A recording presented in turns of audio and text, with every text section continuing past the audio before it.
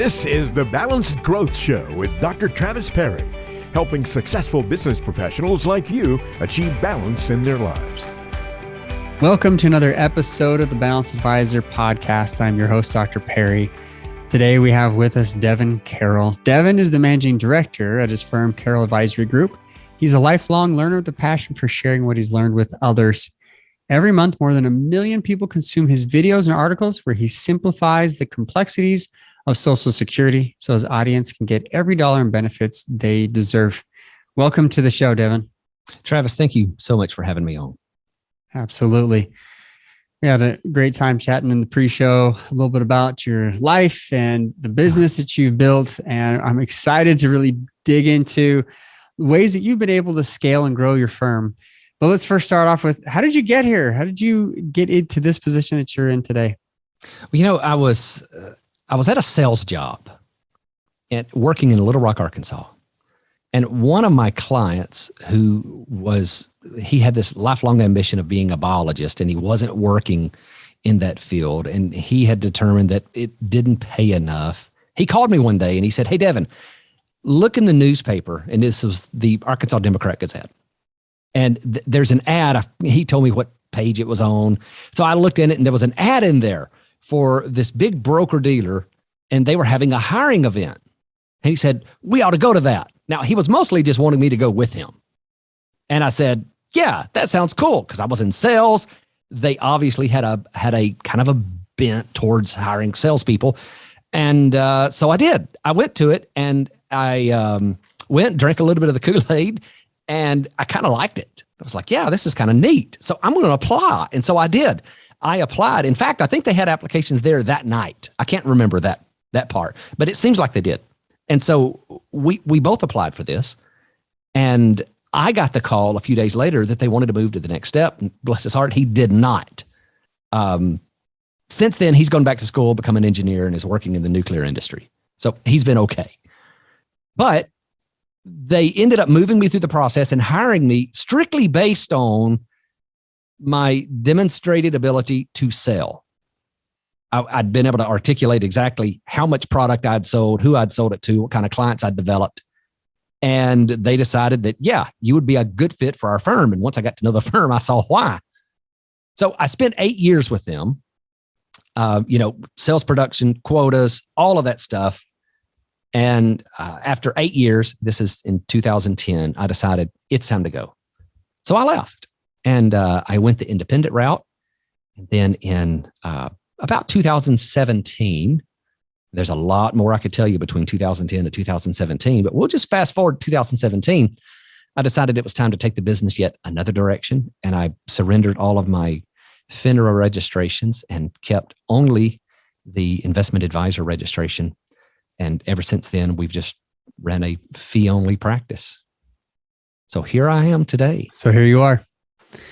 Yeah, I hear a lot of the same story from so many advisors that get to where you are structurally based on their beginnings. And it's no surprise because this industry needs a lot of reform. As any industry, it's a burgeoning one. It's beginning, really. It hasn't really been around. Yeah.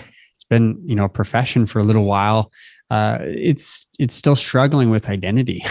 Yeah. And I think part of that is we get in it and we have an idea for what we want to become through the industry, and we push up against what the industry is demanding of us. We'll talk about that when it comes to balance as well, because I blame, quite honestly, the industry a lot on the balance culture or the imbalance culture that exists in this industry and others. But before we jump to those conclusions, why don't you tell us a little bit about how you define balance in your life? Oh, evolving. How about that? It's always evolving. So I have 3 kids. I've been married to Karen for 25 years. We just celebrated our 25th anniversary. And thankfully, I've got a great wife and I've got fantastic kids who kind of get what I do. And so she's good enough to grease the skids at home to make life really easy there. And it allows me to work. And then when I am home, I certainly help and all of that, but I'm able to relax and enjoy my time around her and the kids. though for me, balance is something that has evolved, as I said a moment ago, but the very definition of it for me has evolved. So, when I first started, balance was more about, am I out of the office spending time with the family? And that's still the case. But, I'm going to tell you, if you're out of the office spending time with your family, but you're broke, well, the quality of that time isn't so great. And yet, to not be broke maybe means that you have to spend more time in the office or more time working and less time with the family. So that's where the evolution comes in. It's trying to figure out where is that right line where you can provide adequately for your family and yet spend the time with them that you need to as well. So over the years, my definition of balance has changed and it's shifted. Now that providing the living and the necessary things they need for life is no longer, the main goal of working. Now it is more about spending that time with my family and the other things that are really important to me.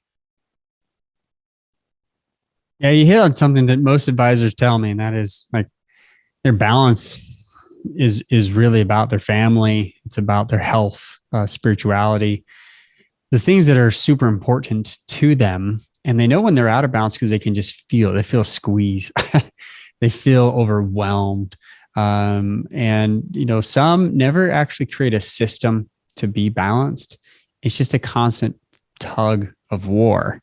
And that's a hard place to be in because a lot of advisors really struggle with kind of this binge and purge method tug of war where it's a reactionary. Well, I'm feeling out of balance. I better change some things. Well, good, because we have a flexible schedule, don't we?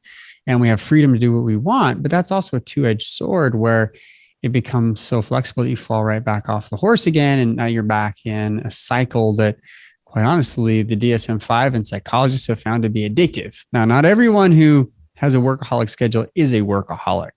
Not everyone who just, works long hours is going to be there all the time. However, it can be addictive. Mm-hmm. And it's very scary because advisors, we love our clients. We want to be there for clients. Probably the number one fear that I hear, Devin, advisors are afraid to lose their clients. Oh, yeah. They don't want to lose them. So they are oftentimes motivated by fear to do things, to work hard, to, work outside their sweet spot as justification because I got to keep this client. I got to keep working hard instead of creating these systems. Now, you've done well and you've created systems. You've created a team that has helped you to build and grow. And you've also had some fantastic success on YouTube with your videos. Which we've briefly mentioned in the pre-show. You and I are talking about how you get 1 million views per month on your show, which is amazing. So you combine that. I call it the offense and defense. You've got the offense, you've got a way that you're scaling and growing, but that you also have systems behind the scene, your defense, your team that helps you to do that. So how have you been able to scale your business while keeping a good sense of balance in your life? Well, first of all, I think the word balance can be defined in a lot of ways. If you take that, forget the family component for a minute. If we just focus on balance at work and where everything is centered around furthering the goal of how do we get from point A to point B where we're wanting to get in our business, that alone requires balance. It requires me as the head understanding where I spend my time.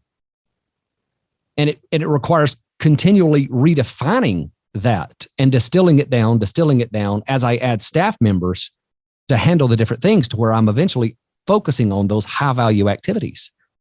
And so I've got to, there are things that I love to do, but are completely unproductive in the office.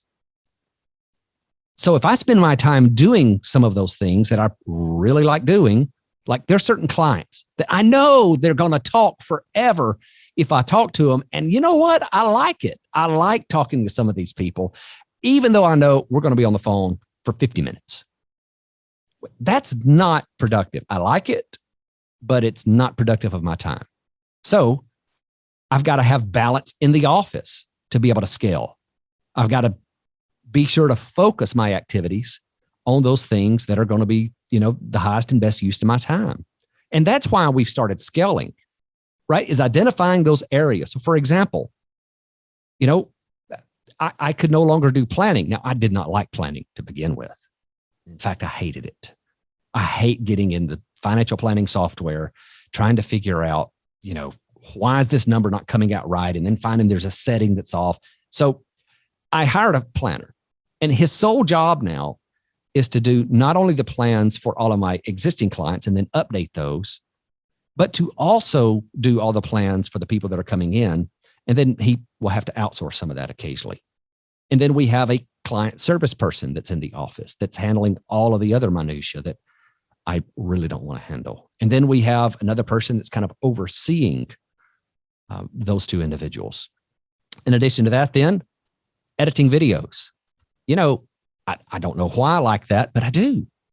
I enjoy getting in Final Cut Pro and stitching videos together, getting my transitions, getting the music bed to come in just right. What a horrible waste of my time.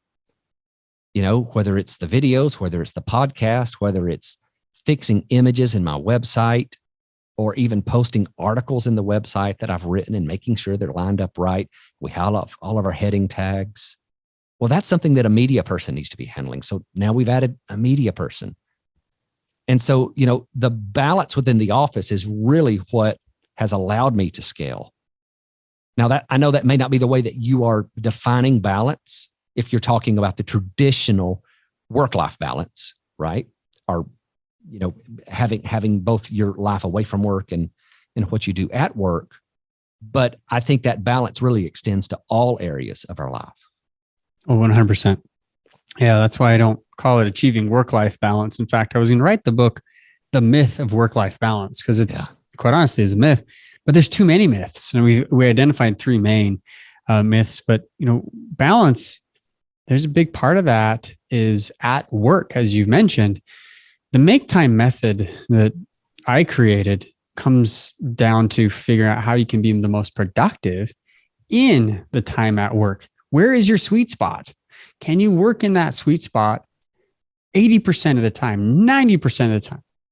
Most advisors I interview, are 25% of the time in that sweet spot. Mm-hmm. That's it. Mm-hmm.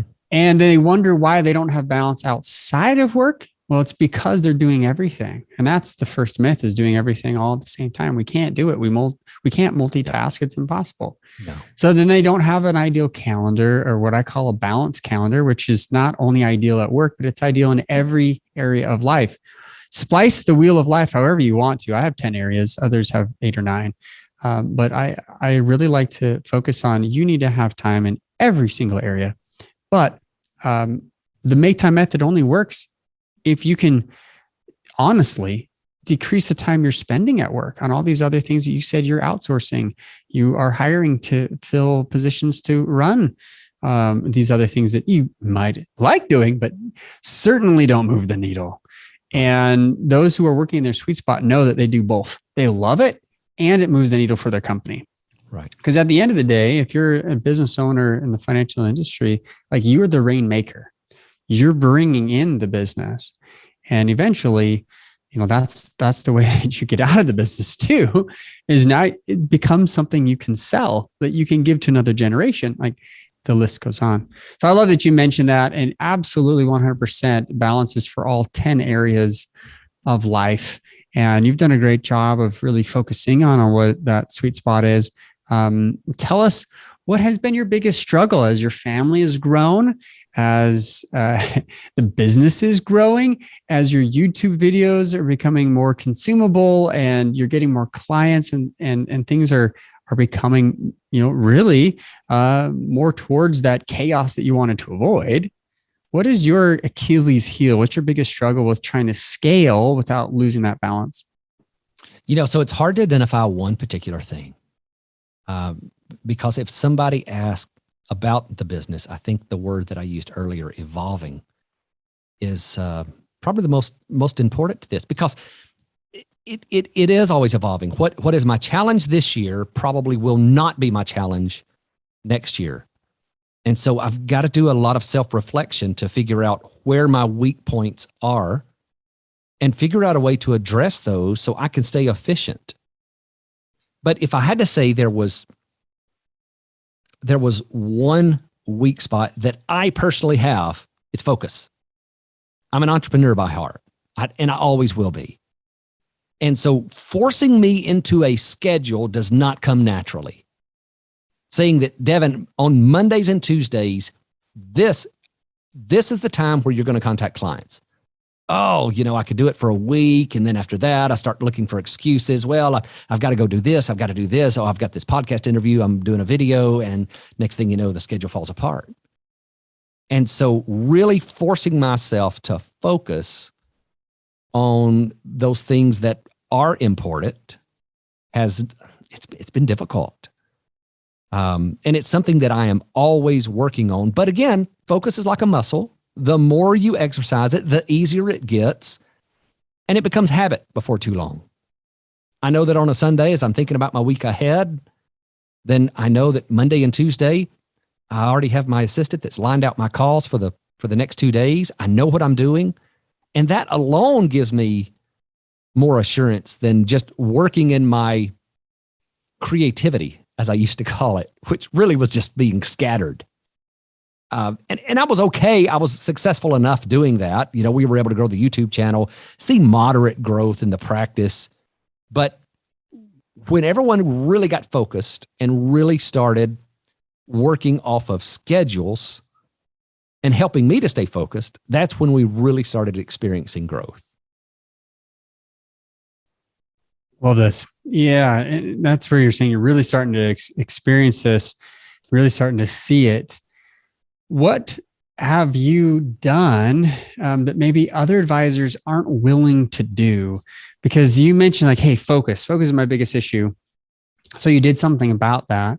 But what do you see other advisors? Let's just go here for a second. Better question. What do you see other advisors struggle with when it comes to having balanced growth? Being able to keep balanced, but also grow their firms. What do you think might be some of their biggest struggles? I see some people that delay hiring too long. They're trying to run a firm by themselves because that's the way they've always done it, and the firm has outgrown that. But they still want to do that because, unfortunately, maybe they haven't gotten their finances in order, and they haven't watched their expenses at home, and they're used to eating everything they kill. And they don't know what kind of growth lies just beyond getting control of those finances, making that hire. I know it eats up a lot of the net profit, but it's so important for the future growth of that firm and for your own creativity and your own productivity to be able to push those tasks off to someone else, say that's why they are here, and for you to focus in those areas of your strength. I mean, if I had to chase down the check request that we sent in, do the rebalancing, do all of that, I'd never get anything done. And yet I see people who have practices, they're smaller than mine, but not by a huge percentage, who are still trying to do everything either by themselves or with one person in the office. So they're doing all the financial planning. They're doing all of the client communication. They're doing everything. And it's impossible to do that and do it well. So, I would commit to a growth strategy, figure out at what points you're going to make that hire, and don't make it too late. Hire right before it gets comfortable and get that next person in, because once you have them in, there is something about having a big payroll that will make you work as well. Now, I'm not an advocate of going out and I heard a guy tell me one time, well, if you get in a bunch of debt, you'll work harder because you got to pay all that debt. I'm not an advocate of that at all. But if you have a staff of 5 people and they're all looking at you and they're saying, okay, either, you keep feeding clients into this or it's going to dry up and we're not going to have a job. There's something about that alone that makes you want to get to work. So motivating right before you need it. Oh, it certainly is. When you have not just those 5 families, but I mean, those 5 employees, but their families are depending on you to work as well. And that's a pretty serious responsibility. And so you've got to, before you hire, you need to make sure it's not somebody you're just going to get in and have to fire because you're trying something new. I believe my YouTube channel is going to take off. Therefore, I'm about to hire someone. You do need to test the waters and make sure first. But I think a lot of people wait too long. Yeah, I couldn't agree with you more. I think it comes up like every other podcast, if not everyone, discussing like how do you know when to hire right? How do you delegate? How do you do these things that can really grow the defensive strategy of the business, right? Because if all you're doing is bringing in business and you're not delegating it out, you have a great imbalance at work. You have a great imbalance and you're not able to scale. It's one thing to have 1 million views on those YouTube, channel that you got, but if those turn into business and now you have no one to help fulfill, you're doing that as well. And now you're doing everything and you can't scale. It's not scalable because you can't replicate you. It's impossible. People try it all the time. They try to multitask. They try to end up switch tasking. Psychologists tell us it's the time in between switching from one thing to the other is lost to you. You never get that back. It's literally wasted time. So, that's a big one that we discuss all the time, Devin. Travis, can I throw one more thing in go there? Throw another one in there. That this is something that I did not do a good job in at first either, especially for individuals who are independent financial advisors, who are not maybe in an office with other people. It can be a pretty lonely life. If you've left the mothership, the Morgan Stanley or the Edward Jones or whatever it is, and you're sitting out in an office by yourself, I would strongly encourage those people to join a mastermind, join a networking group, an accountability group, something of peers who are in that industry, who are slightly ahead of where they are. Because that's going to help you avoid a lot of pitfalls. Now, it can't be people who are, smaller than you are, because then you're just going to feel great about what you're doing and you're never going to be pushed to grow. But if you're in those groups where those folks are a little bit bigger than you, maybe to a lot bigger, that's really going to inspire you and you're going to have that sounding board to bounce things off of. And you're going to avoid a lot of the mistakes that are so common, a lot of the mistakes that I made. Yeah. And you're exactly right. What would you suggest? What advice would you give to advisors, young, mature in the business, that they're struggling to either hire, they're struggling with focus, they're struggling with balance, both in the business, out of the business, in all areas of life? What advice would you give them as you've been able to work through a lot of these issues? And, obviously you still have your Achilles heel, it's still there, but what to do. What would you give to them as maybe some advice back from your experience? Well, first of all, you've got to know what you want. For a long time, I didn't know what I wanted to be. I didn't know, do I want to be a content creator where I'm selling courses and, I've got 300,000 people in my email list and I'm doing all of that? Or do I want to own this financial advisory practice where we are helping people manage their investments and doing retirement planning? I wish I would have defined that earlier. And it was actually through an acquisition that came my way where someone offered to buy my practice for a multiple that really surprised me. And it was from that offer that I declined, but just barely declined. But then after I did, I realized how close I had come to throwing away some of the future that was ahead of me. But it forced me to define what I wanted to be. There's some people out there that are completely happy with a lifestyle practice. They like having 50 of their best clients that, they all kind of look the same. It doesn't require a lot of management. They're able to take a lot of time off. They're able to, have a good income. But then there's some people that they're always going to want more. And that's probably the camp I fall in. I really don't know when I can say that's enough. I don't know that I'll ever reach that spot. But understanding that about yourself, I think, is the first step. And if it's a lifestyle practice you want, then maybe scaling up is not going to be the challenge. But if you say, no, I'm going to want more and I want to grow and grow and grow, then you better start figuring out at what steps you're going to start adding those key players to your team. And then sticking with that too. Obviously reevaluating as you go through the steps. But, I think it's pretty important to just understand where you're trying to get. So good. Yep. You need to know where you're headed. I think this is where I spend a lot of my time with advisors who want to scale, they want to grow. Most don't have a system for that. Yeah. Like, Devin, you do great with YouTube videos. I want to try that. Hey, somebody else is doing blog. I want to try that. Hey, you're doing speaking. Oh, I could throw my hat. They have no systematic way, step-by-step process. And because we've been doing this now for several years, a lot of advisors ask me for advice, and I take them through this system, a process that allows them to do that in our strategy sessions, which we don't have time for on this podcast. But essentially, you don't do everything at once. You don't scale everything at once. You start with a plan, just as you're emphasizing, know when you need to hire. Know when you need to scale offensively and when you need to scale defensively to grow the firm. What great advice, Devin. I appreciate you being on the show, for all that you're doing to give back to the industry by, sharing with us your wisdom here on the Balanced Advisor podcast. If advisors want to learn more about you, where can they go?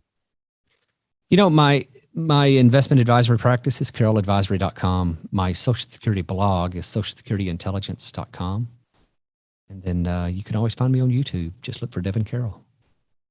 Nice. Excellent. Thank you for being here. We'll have those links in the show notes. We appreciate you listening to us as a fly on the wall, having a good time discussing, bantering about the industry, about balance, about growing.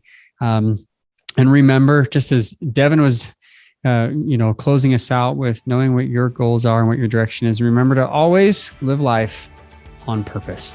Thanks, Devin. Thank you, Travis.